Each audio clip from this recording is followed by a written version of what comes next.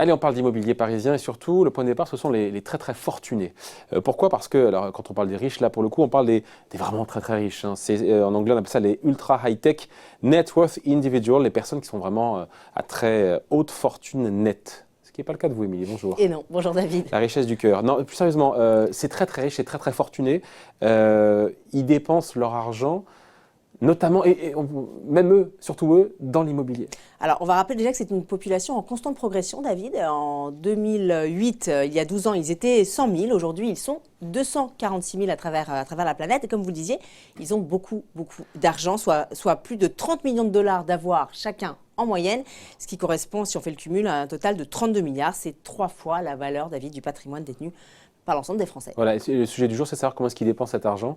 Et voilà, c'est ce que je disais, hein, c'est l'immobilier. Et effectivement, alors ils adorent la pierre, mais pas n'importe laquelle, la pierre de luxe, la pierre de prestige, hein, qu'ils achètent aux quatre coins du monde pour s'en faire résidence principale ou résidence secondaire. Un très très riche Américain, en moyenne, par exemple, David, va détenir 7 biens immobiliers à travers la planète. Et pour ces très riches, il s'agit d'investissements plaisir, mais également d'un très bon placement, puisqu'on le rappelle, hein, l'immobilier au niveau international est toujours très lucratif. Voilà. Et après, ce qu'on a envie de savoir, c'est quelles sont leurs villes de prédilection. Et il se trouve que le réseau de prestige Barnes, qu'on connaît bien ici, a planché sur le sujet.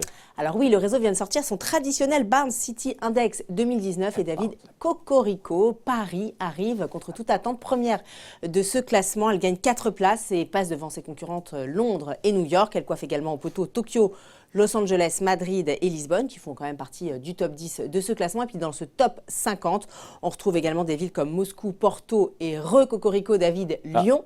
Et puisqu'on parle de l'Hexagone, on n'oublie pas non plus toutes ces villes très prisées de la jet-set internationale. On pense bien sûr à Cannes, Saint-Tropez évidemment, mais aussi sur la côte ouest, Biarritz, le Cap-Ferré, l'île de Ré, Deauville, qui après une décennie difficile revient en force dans le classement. On retrouve également des stations de ski très prisées, hein, sans surprise, Megève, Chamonix, Courchevel ou encore Méribel. Pardon, ok, mais on va revenir à nos moutons.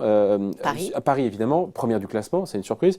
Mais ils vivent sur quelle planète, là, les jet-setters? Ils n'ont pas vu qu'à Paris, ça a brûlé il y a plus d'1 an, et qu'il y a des kilomètres de bouchons, qu'il y a des grèves. Alors, déconnectés ou pas, en tout cas, les chiffres sont têtus. David, Paris est donc number one dans le cœur de ces très riches cette année. Alors évidemment, il y a tout un tas d'arguments qui expliquent cet engouement. On a bien sûr le Brexit, hein, qui a vu s'exiler les très très riches de Londres. On a également la crise immobilière à New York, et puis évidemment les mouvements de contestation à Hong Kong. Mais bon, à Paris, vous le disiez, on n'a pas été épargné non plus avec les gilets jaunes et les grèves. Il n'empêche, hein, ça n'a pas été suffisant pour détourner les riches étrangers. Paris est toujours la capitale mondiale du tourisme, mais aussi un pôle très attractif pour les entreprises internationales, comme en témoigne hein, ce sommet Choose Friends où on a eu, je crois, 8 milliards de promesses d'investissement sur le sol français.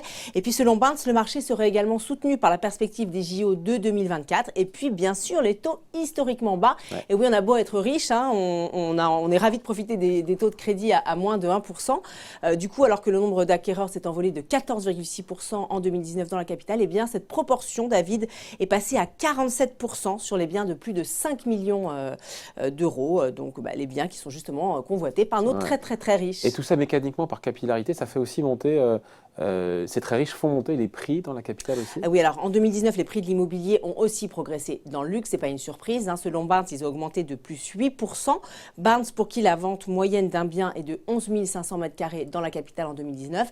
Dans le 16e arrondissement, ça passe même à 12 000 € le mètre carré. Dans le Marais, ça aussi entre 16 000 et 25 000 € avec des pointes à 35 000 pour des biens d'exception. Sans surprise, c'est toujours le Marais et Saint-Germain-des-Prés qui sont plébiscités. Et puis cette année, en 2019, eh bien, côté nationalité, on retrouve les Américains et les Sud-Américains qui font donc leur grand retour dans la capitale. Donc, et tout ça, Émilie, s'accompagne d'un autre phénomène que je ne connaissais pas, le développement d'un marché off. Oui, alors c'est vrai que comme les biens de luxe se vendent à une vitesse folle, on assiste de plus en plus à des ventes flash, donc des ventes qui ont lieu les biens ne sont plus mis sur le marché en plus de 72 heures, en plus de 24 heures. Et donc, eh bien, la pression est telle que les vendeurs passent par ce fameux off-market. Elles ne publient plus leurs annonces, les agences. Elles contactent directement leur listing hein, d'acheteurs potentiellement intéressés. Chez Barnes, ces négociations off ont concerné 1/3 des transactions de 2019. En 2018, c'était seulement 16%. Donc vous le voyez, David, cet immobilier de prestige parisien, on n'a pas entendu on n'a pas fini d'entendre parler. Ouais. C'est un secteur en pleine croissance. Ouais, les super riches qui gagnent Les plus super de riches. plus de 30 Donc, millions, ni vous, ni qui ont moi. de plus de 30 millions de dollars, mettent Paris en première position. Exactement. Ville préférée. Donc, Malgré les gilets jaunes, malgré les grèves. Voilà. Merci beaucoup, Émilie. Bon week-end. Bye.